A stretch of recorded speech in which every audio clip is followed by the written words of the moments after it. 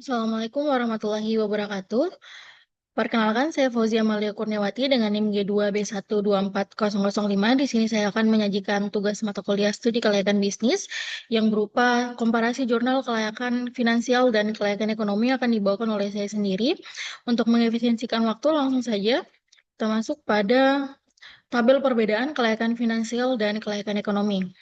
Nah, sebelum kita masuk pada hasil komparasi, perlu kita ketahui dulu bahwa aspek yang akan dibahas, yang akan dibandingkan dalam penyajian hari ini adalah tujuan analisis, sudut pandang, jenis biaya yang dianalisis, jenis manfaat yang dihitung, parameter utama, sumber data, waktu perhitungan, fokus keputusan, contoh proyek, dan juga penerima manfaat utama. Yang kemudian aspek-aspek ini akan kita bahas selanjutnya seiring berjalannya penyajian materi. Selanjutnya kita masuk pada identitas jurnal, di mana pada tugas komparasi ini kemudian digunakan dua jurnal, yaitu jurnal kelayakan ekonomi dan juga jurnal kelayakan finansial, di mana jurnal kelayakan ekonomi yang selanjutnya akan kita sebut dengan usaha tani padi sawah, itu berjudul Analisis Kelayakan Ekonomi Usaha Tani Padi Sawah di Kecamatan Pamona Puselemba, yang ditulis oleh Marianne Renelda Mamondol pada tahun 2016, yang dipublikasikan di Jurnal Envira pada volume 2, nomor 1 halaman 1 sampai 9, dan diterbitkan oleh Universitas Kristen Tentena, Sulawesi Tengah. Kemudian untuk jurnal kelayakan finansial yang selanjutnya akan kita sebut dengan budidaya bambu, berjudul Analisis Kelayakan Finansial Usaha Budidaya Bambu, yang ditulis oleh Husnul Khotimah dan Sutiono pada tahun 2014, dan diterbitkan di Jurnal Ilmu Kehutanan, volume 8 nomor 1 halaman 14 hingga 22, dan diterbitkan oleh Pusat Peningkatan Produktivitas Hutan, Badan Penelitian, Pengembangan, dan Inovasi Kementerian Lingkungan Hidup dan Kehutanan. Selanjutnya kita masuk pada tujuan analisis, di mana perlu kita ketahui terlebih dahulu, tujuan analisis dari kelayakan finansial adalah untuk menilai keuntungan proyek bagi investor atau pemilik proyek.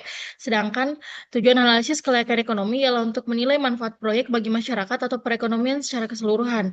Kemudian hasil komparasi menunjukkan bahwa penelitian budidaya bambu atau kelayakan finansial bertujuan untuk menilai keuntungan finansial dari proyek budidaya bambu bagi investor atau pemilik modal. Nah, fokusnya itu seperti kelayakan finansial yang menggunakan indikator keuangan seperti NPV, IRR, dan payback period. Kemudian penelitian usaha tani padi sawah yang merupakan analisis kelayakan ekonomi bertujuan untuk menilai manfaat ekonomi dari usaha tani padi bagi masyarakat atau sektor ekonomi secara keseluruhan. Analisis ini kemudian menggunakan berbagai indikator ekonomi yang relevan seperti pendapatan petani, rasio RC, dan titik impas atau break-even point BEP. Kemudian selanjutnya kita masuk pada aspek sudut pandang, di mana kelayakan finansial memiliki sudut pandang individu atau perusahaan, sedangkan kelayakan ekonomi memiliki sudut pandang sosial, pemerintah, ataupun publik. Di mana hasil komparasi menunjukkan bahwa analisis kelayakan finansial budidaya bambu itu dilihat dari sudut pandang individu atau perusahaan, yang kemudian berfokus pada keuntungan finansial yang bisa didapat dari investasi dalam budidaya bambu. Sedangkan analisis kelayakan ekonomi usaha tani padi sawah itu menggunakan sudut pandang yang lebih sosial, dengan menilai manfaat bagi masyarakat atau pemerintah, serta bagaimana usaha tani padi itu dapat berdampak pada kesejahteraan sosial secara keseluruhan. Kemudian selanjutnya kita masuk pada aspek jenis biaya yang dianalisis. Jadi pada kelayakan finansial, jenis biaya yang dianalisis hanyalah biaya langsung dan aktual atau biaya eksplisit. Sedangkan pada kelayakan ekonomi itu termasuk biaya sosial dan peluang atau opportunity cost.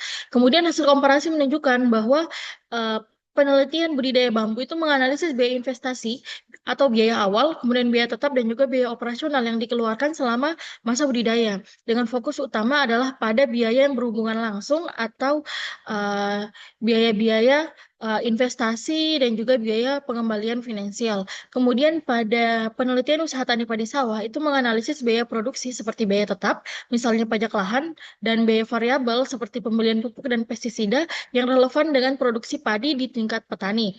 Kemudian selanjutnya kita masuk pada aspek jenis manfaat yang dihitung. Jadi pada kelayakan finansial, manfaat yang dihitung adalah manfaat finansial seperti pendapatan, laba, dan juga return investasi. Sedangkan pada kelayakan ekonomi adalah manfaat sosial ekonomi seperti akses, waktu, kesehatan, pendidikan, dan lain sebagainya. Nah, hasil komparasi menunjukkan bahwa penelitian budidaya bambu menghitung manfaat finansial yang diperoleh dari penjualan bambu dan produk sampingan seperti rebung, yang mana indikator digunakan meliputi nilai bersih sekarang atau net present value, NPV, IRR, dan net benefit cost ratio. Kemudian pada penelitian usaha tani padi sawah itu menghitung manfaat sosial ekonomi seperti pendapatan petani dari hasil penjualan beras, serta manfaat tidak langsung yang berkaitan dengan kesejahteraan sosial dan juga ketahanan pangan. Kemudian kita masuk pada parameter utama, di mana parameter utama dari kelayakan finansial merupakan NPV, IRR, payback period, dan juga profitability index, sedangkan kelayakan ekonomi itu mencakup INPV, IRR, benefit cost ratio sosial. Kemudian hasil komparasi menunjukkan bahwa penelitian budidaya bambu itu menggunakan parameter keuangan seperti NPV, IRR, net BC, dan juga payback period untuk menilai kelayakan investasinya. Sedangkan penelitian usaha tani padi sawah itu menggunakan indikator ekonomi seperti RC ratio, P per C ratio atau rasio pendapatan, dan juga break even point untuk menilai kelayakan usaha tani dari segi pendapatan dan juga efisiensi biaya. Kemudian sumber data dari kelayakan finansial itu biasanya berasal dari data keuangan internal dan juga asumsi pasar, sedangkan analisis kelayakan ekonomi itu biasanya berasal dari data makroekonomi, data-data statistik sosial, dan juga asumsi dampak eksternal. Nah, hasil komparasi menunjukkan bahwa penelitian analisis finansial budidaya bambu ini mengandalkan data keuangan internal dari perusahaan yang digunakan untuk menganalisis kelayakan finansial proyek, sedangkan analisis kelayakan ekonomi usaha tani padi sawah ini menggunakan data makroekonomi dan statistik yang dikumpulkan melalui survei dan wawancara dengan petani setempat untuk menganalisis kelayakan ekonomi. Selanjutnya kita masuk pada waktu perhitungan, di mana biasanya kelayakan finansial itu memiliki waktu perhitungan yang didasarkan pada arus kas masuk dan juga keluar dalam jangka waktu tertentu. Sedangkan kelayakan ekonomi ini kurang lebih sama, tetapi mempertimbangkan horizon manfaat sosial jangka panjang. Nah, hasil komparasi kemudian menunjukkan bahwa penelitian budidaya bambu itu dilakukan dalam jangka waktu yang panjang, yaitu 15 tahun, untuk menilai kelayakan investasi dalam periode yang lebih panjang yang sesuai dengan siklus hidup proyek. Kemudian analisis kelayakan ekonomi usaha tani padi sawah ini menganalisis kelayakan berdasarkan satu musim tanam, yang mana biasanya itu 1 tahun, yang mencangkup perhitungan pendapatan dan juga biaya dalam jangka waktu yang singkat. Kemudian selanjutnya aspek keputusan pada kelayakan finansial itu berfokus apakah layak secara komersial, kemudian kelayakan ekonomi itu berfokus pada apakah layak secara sosial dan berkontribusi terhadap kesejahteraan. Nah, hasil komparasi kemudian menunjukkan bahwa penelitian budidaya bambu ini berfokus pada keputusan investasi yang dibuat oleh individu atau perusahaan untuk menentukan apakah proyek tersebut layak dari sisi pengembalian investasi. Nah, kemudian pada penelitian usaha tani padi sawah itu berfokus pada keputusan terkait kelayakan sosial dari usaha tani padi dengan mempertimbangkan dampaknya terhadap kesejahteraan petani dan juga masyarakat. Nah, selanjutnya kita masuk pada aspek contoh proyek, di mana biasanya analisis kelayakan finansial itu memiliki contoh proyek pendirian restoran, pabrik, dan juga hotel, sedangkan kelayakan ekonomi itu seperti pembangunan jembatan desa, sekolah negeri, dan juga proyek sanitasi. Nah, hasil komparasi kemudian menunjukkan bahwa proyek yang dianalisis dalam budidaya bambu adalah budidaya bambu komersial di PT XYZ yang merupakan contoh utama dalam industri hutan yang berfokus pada potensi keuntungan finansial. Sedangkan pada analisis kelayakan ekonomi, proyek yang dianalisis dalam usaha tani padi sawah adalah usaha tani padi di Kecamatan Pamona, Puselemba, yang menggambarkan kondisi pertanian skala kecil untuk petani lokal. Nah, selanjutnya kita masuk pada aspek penerima manfaat, di mana biasanya pada kelayakan finansial yang menerima manfaat adalah investor atau pemilik modal, sedangkan pada kelayakan ekonomi yang menerima manfaat utama adalah masyarakat luas atau negara. Nah, hasil komparasi kemudian menunjukkan bahwa penerima manfaat utama dari penelitian budidaya bambu adalah investor atau pemilik modal yang berinvestasi dalam budidaya bambu dan juga industri terkait. Sedangkan pada kelayakan ekonomi, penerima manfaat utama dari usaha tani padi sawah adalah masyarakat luas, terutama petani yang bergantung pada hasil pertanian padi, serta sektor-sektor ekonomi yang lebih besar yang diuntungkan dari keberlanjutan pertanian.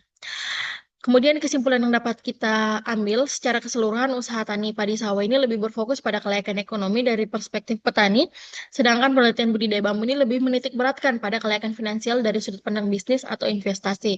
Nah, keduanya ini merupakan analisis kelayakan yang menggunakan indikator yang relevan, tetapi pendekatannya itu berbeda sesuai dengan konteksnya, yaitu finansial dan juga ekonomi. Saya pikir itu saja. Terima kasih atas perhatiannya. Saya ucapkan wabillahi taufiq wal hidayah. Wassalamualaikum warahmatullahi wabarakatuh.